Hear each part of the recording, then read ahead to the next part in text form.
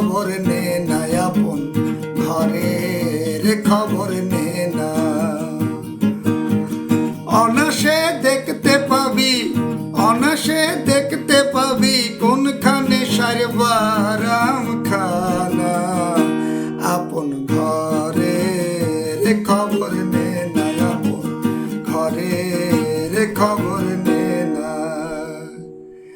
আজকে আমরা লালন সাঁইজির বিখ্যাত গান আপন ঘরের খবর নে না, সেই গানের গিটার কর্ডস আমরা দেখব, কিভাবে কোন কর্ডস দিয়ে বাজালে এই গানটা সুন্দর হয়, ভালোভাবে গাওয়া যায়, এবং এই গানের যে অর্থ, অন্তর্নিহিত যে অর্থ, সেই সুন্দর অর্থটা ব্যাখ্যা, সেটাও আমরা দেখব। তো লালন সাঁইজির এই বিখ্যাত গান, এটা আসলে দেহতাত্ত্বিক গান। এই দেহের কথা বলা হয়েছে এবং দেহের মধ্যে যে আত্মা বিরাজ করছেন, সেই ভগবানের অংশ, সেই ঈশ্বরের অংশ, সেই রবের অংশ যে আত্মা, সেই আত্মা যে বিরাজ করছেন, সেই আত্মার বিকাশের কথা বলা হয়েছে এই গানে। আপন ঘরের খবর নে না। এই আপন ঘর কি? আপন ঘর হচ্ছে আমার এই দেহ, এবং দেহের মধ্যে যে বিরাজ করছেন, দেহের আসল মালিক আত্মা, তার খবর। আমরা বাইরে ঘোরাফেরা করি, আমরা ঈশ্বর তত্ত্ব অনুসন্ধান করি, বাইরে ঘোরাফেরা করি, কিন্তু লালন সাঁইজি বলছেন তোমার ভিতরেই সব কিছু আছে। তুমি নিজের ঘরের খবর নাও, মানে নিজের ভেতরে যে আত্মা আছে তার খবর নাও, তাহলেই তুমি সেই ঈশ্বরকে জানতে পারবে, সেই পরম তত্ত্বকে, সেই পরমাত্মার সঙ্গে তোমার মিলন হবে, তুমি তাকে বুঝতে পারবে। লালন সাঁইজির সম্পূর্ণ সাধনা বা তার জীবন সেই মনের মানুষকে খোঁজা নিয়ে, সেই পরমাত্মাকে খোঁজা নিয়ে। এই গানটাও তার ব্যতিক্রম নয়। আমরা এই গানটির কর্ডসগুলো দেখব। এই গানটি আমি গিটারে বাজাচ্ছি এবং আপনাদেরকে বলে দিচ্ছি যে এই গানটি ডি মাইনরও গাইতে পারেন, আবার ডি শার্প মাইনরও গাইতে পারেন, কিন্তু আমি এই গানটি যেভাবে বাজাচ্ছি বা আপনাদেরকে দেখাচ্ছি, সেটা হচ্ছে শেপটা থাকবে এ মাইনরের শেপ, এবং আপনারা ক্যাপোটা ধরবেন 6 নাম্বার ফ্রেটে। এই দেখুন 1 2 3 4 5 6 নাম্বার ফ্রেটে আপনারা ক্যাপোটা ধরবেন, এবং যে শেপটা হবে সেটা এ মাইনরেই বাজাবেন। তাহলে গানটা ফুটবে ভালো করে, গানটাকে আপনারা ফোটাতে পারবেন। বিশেষ করে যাদের নিচে গলা যায় না, একটু ওপরের দিকে যারা গান গান, তারা এই গানটাকে ভীষণ সুন্দরভাবে ফোটাতে পারবেন যদি আপনারা 6th ফ্রেটে ক্যাপো ধরে এ মাইনর শেপে আপনারা গানটা গান। যেভাবে এ মাইনর বাজায় সেভাবে আমি দেখিয়ে দিচ্ছি, পরতে পরতে গানটা আমি দেখাবো আপনাদেরকে এখন। তো প্রথম 6th ফ্রেটে ক্যাপোটা ধরবেন, ক্যাপোটা লাগিয়ে দেবেন, তারপর আপনারা এ মাইনর শেপে গানটা শুরু করবেন। তো প্রথম গানটার কি মানে হচ্ছে, আপন ঘরের খবর নে না। সাধককে বলছেন লালন সাঁইজি যে তুমি তোমার নিজের আত্মার খবর নাও, তোমার আত্মার বিকাশের কথা চিন্তা করো, আত্মার উন্নতির কথা চিন্তা করো, কারণ সেখানেই পরমাত্মার অধিষ্ঠান। অনাসে দেখতে পাবি। যদি তুমি তোমার দেহের খবর নাও, তুমি তোমার নিজের দেহের খবর নাও, আত্মার খবর নাও, তাহলেই তুমি, যদি তুমি ভিতরে অনুসন্ধান করো, সাধন ভজন করো, তাহলে তুমি অনায়াসেই দেখতে পারবে কোনখানে সাইর বারামখানা।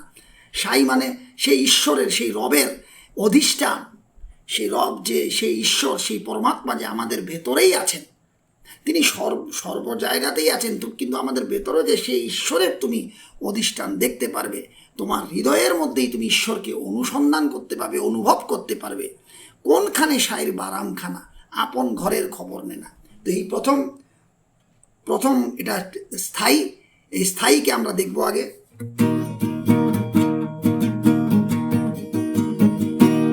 আপন ঘরের খবর নে না, আপন ঘরের খবর নে না। অনাসে দেখতে পাবি, অনাসে দেখতে পাবি কোনখানে সারবারাম খানা।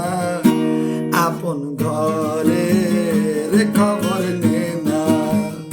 এখানে আপন ঘরের, আপন ঘরের এটা এ মাইনার, আপন ঘরের হবে এ মাইনার। খবর নে না, খবর হচ্ছে জি জি।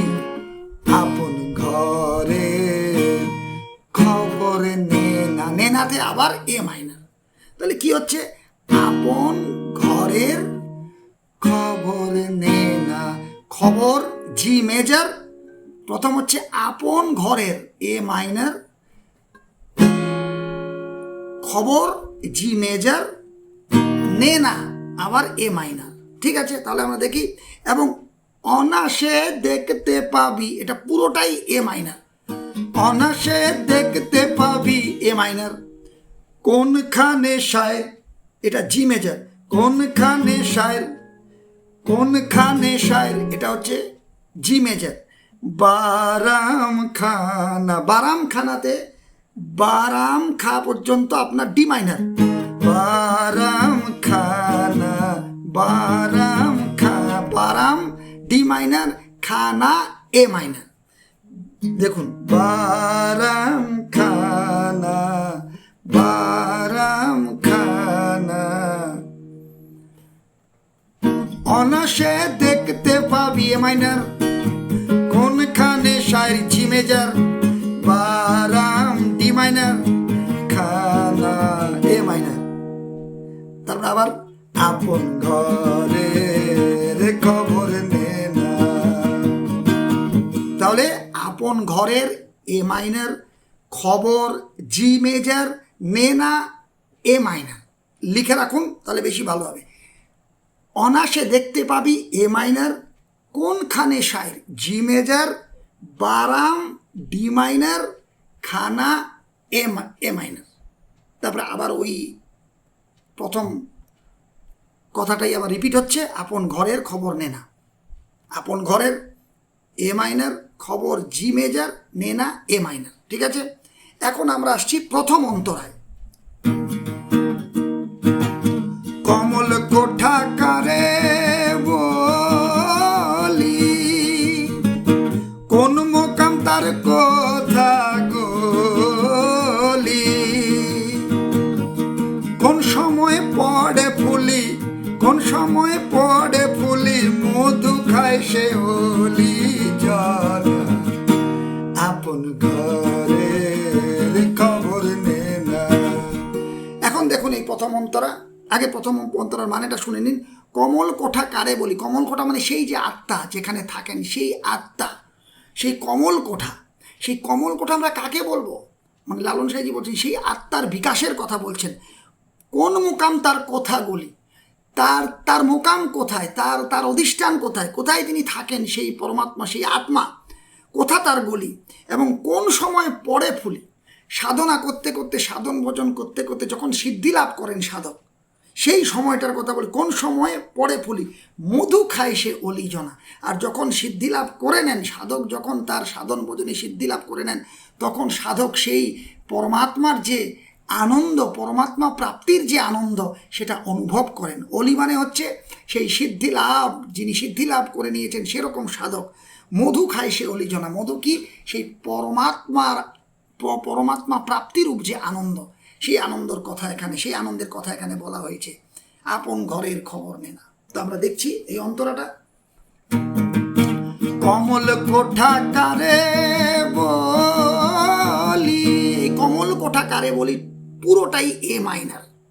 কমল কোঠা, এই দেখুন, কমল কোঠা কারে বলি, কোন মোকাম তার, কোন মোকাম তার এ মাইনার, কোথা গলি, কোথা গো জি মেজর, কোথা গো পর্যন্ত জি মেজর। তারপরে কোথা গলি, এই যে ওলি, এটা এ মাইনার।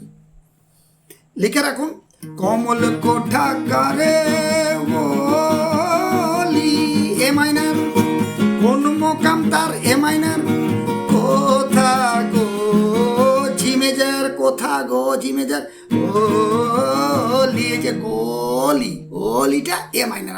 আবার এ মাইনরে ফিরে আসছে, কারণ এ মাইনর হচ্ছে এটার, আমি যেখান থেকে বাজাচ্ছি আর কি, এ মাইনার শেপটা, এটা হচ্ছে এটা রুট নোট, বারবার এ মাইনারে ফিরে আসবে। কমল কোঠা কারে বলি এ মাইনর, কোন মোকাম তার এ মাইনর, কোথা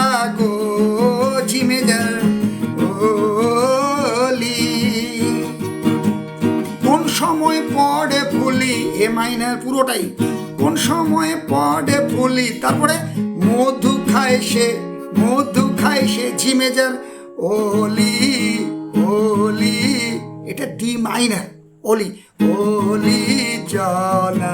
এখন দেখুন জনাটা, দেখুন জনাটা কিছুটা হচ্ছে ই মাইনার, জনা, এই দেখুন আবার দেখুন ভালো করে, মধু খায় সে জি মেজর, ওলি জনা, ওলি জনা, ওলি ওলি ডি মাইনার, জনা, জনা পুরোটাই ই মাইনার, ওলি ডি মাইনার, জনা পুরোটাই ই মাইনার, তারপর লাস্টে যে আ যেটা, যেখানে গিয়ে আবার ওই যে রুট নোট এ মাইনারে থামছে, মধু খায় সে জি মেজর, ওলি ডি মাইনার, জনা, এ মাইনারে গিয়ে শেষ হচ্ছে, জনা পর্যন্ত ই মাইনার, তারপর আটা যখন শেষ হচ্ছে সেটা এ মাইনার, মধু খায় সে ওলি জনা, আপন ঘরের খবর নে না।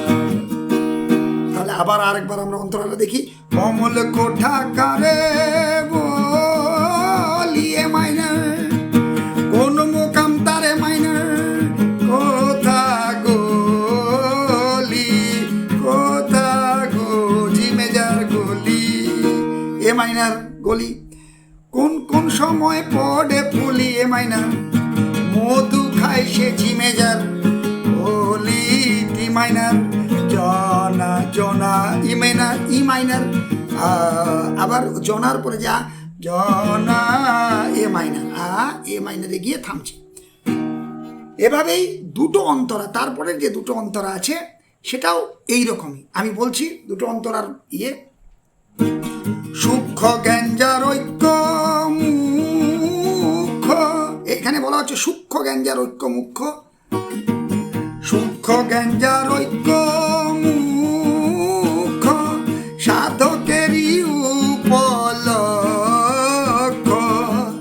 অপরূপ তার বৃক্ষ, অপরূপ তার বৃক্ষ, দেখলে চোখের পাপ থাকে না, আপন ঘরের খবর নে না, আপন ঘরের খবর নে না। এটা দেখি মানে সূক্ষ্ম জ্ঞান যার ঐক্য মুখ্য, যার একবার সূক্ষ্ম জ্ঞান হয়ে গেছে, যে বুঝতে পেরেছে যে আত্মা পরমাত্মার ভেদ যে বুঝতে পেরেছে, তার ঐক্য মুখ্য, সে বুঝতে পারে সেই আত্মা, সেই জীবাত্মা, মানে দেহের মধ্যে যে আত্মা থাকে জীবাত্মা, সেই জীবাত্মা সেই পরমাত্মারই অংশ, সেই ঈশ্বরেরই অংশ, সে ঐক্যটা বুঝতে পারে, জীবাত্মা এবং পরমাত্মার মধ্যে যে একতা সে সেটা বুঝতে পারে সাধকের উপলক্ষে, এবং সাধকের এটাই সাধনার বিষয়, যে পরমাত্মা এবং জীবাত্মার মধ্যে যে ঐক্য সেটা বোঝা। অপরূপ তারই বৃক্ষ, আর একবার যদি সেই পরমাত্মার রূপ দর্শন হয়ে যায়, তাকে যদি বোঝা যায়, তাহলে তার রূপ সেই অপরূপ রূপ, এবং দেখলে চোখের পাপ থাকে না। পরমাত্মাকে উপলব্ধি করতে পারলে আর চোখের পাপ থাকে না, তখন সমস্ত দেহই নির্মল হয়ে যায়, সমস্ত অঙ্গ প্রত্যঙ্গ নির্মল হয়ে যায় চোখে পরমাত্মার রূপ দর্শন করলে। আপন ঘরের খবর নে না, এটা আমরা আবার দেখছি আরেকবার, সূক্ষ্ম জ্ঞান যার ঐক্য মুখ্য এ মাইনর, সাধকেরই এ মাইনর, উপল পর্যন্ত জি মেজর আগেরটার মতোই, উপলক্ষ, এই যে অক্ষ এটা হচ্ছে এ মাইনর। জানবেন যে বারবার গানটা এ মাইনরে এসেই থামবে, কারণ এ মাইনর হচ্ছে রুট নোট। সাধকেরই সূক্ষ্ম জ্ঞান যার ঐক্য মুখ্য, সাধকেরই উপলক্ষ, অপরূপ তার বৃক্ষ, অপরূপ তার বৃক্ষ পুরোটাই এ মাইনার, দেখলে চোখের পাপ, দেখলে চোখের জি মেজর, পাপ থাকে না, পাপ থা পর্যন্ত ডি মাইনার ঠিক আগের অন্তরার মতো, এবং কে না পর্যন্ত হচ্ছে ই মাইনার, তারপর লাস্টে যে নাটা এটা হচ্ছে এ মাইনার। দেখলে চোখের পাপ থাকে না, আপন ঘরের খবর নে না। এবার 3 নম্বর অন্তরা, শুষ্ক নদীর সুখ সরোবর, তিলে তিলে হয় গো সাঁতার। লালন কয় কীর্তি কর্মার, লালন কয় কীর্তি কর্মার, কীর্তি কর্মার কি কারখানা। আপন ঘরের খবর নে না, এইটা কি? শুক্ল নদীর সুখ সরোবর। শুক্ল নদী সেই আবার সেই আত্মাকে এক নদীর সঙ্গে, শুক্ল নদীর সঙ্গে তুলনা করা হয়েছে। বলছে সুখ সরোবর, আত্মার মধ্যে যে ধন আছে, আত্মার মধ্যে যে রস আছে, সেটা সেই সুখের সরোবরের মতো।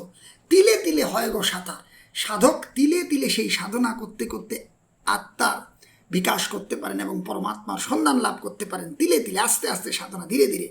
এবং লালন কয় কীর্তি করবার, কীর্তিকর্ম মানে সেই যে পরমাত্মা, সেই পরমাত্মা যে এই যে দেহ রচনা করেছেন, কি যে তার কারখানা, কি যে তার রচনা, এত সুন্দর দেহ যার মধ্যেই আত্মা আছে, এবং এই আত্মার বিকাশ হলে পরে, আত্মার সাধন হলে পরে পরমাত্মার সন্ধান পাওয়া যায়। লালন বলছেন, লালন কয় কীর্তিকর্মার, এই যে ভগবানের, এই যে ঈশ্বরের, এই যে পরমাত্মার যে কি সৃষ্টি, এই যে দেহ, এই কীর্তিকর্মার কি কারখানা, অনন্ত কোটি বিশ্ব ব্রহ্মাণ্ড তার সৃষ্টি, এবং এই দেহ তার সৃষ্টি, এবং দেহর মধ্যে যে আত্মা সেটাও তার অংশ।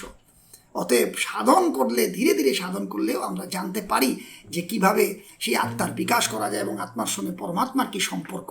এইভাবে 3 নাম্বারটা শেষ হচ্ছে। মানে পুরো গানটাই দেহতাত্ত্বিক, আর আত্মার কিভাবে বিকাশ হবে এবং সাধন ভোজন করতে করতে আস্তে আস্তে পরমাত্মার জ্ঞান কিভাবে লাভ হবে। তো আমরা দেখছি এটা, শুক্ল নদীর সুখ সরোবর, এটা হচ্ছে এ মাইনার। তিলে তিলে তিলে তিলে এ মাইনার, হয় গো জি মেজর সাঁতার, এ মাইনার। লালন কয় কীর্তি কর্মার, এ মাইনার, ঠিক আগের অন্তরাগুলোর মতো। লালন কয় কীর্তি কর্মার, কীর্তি কর্মার কি কারখানা।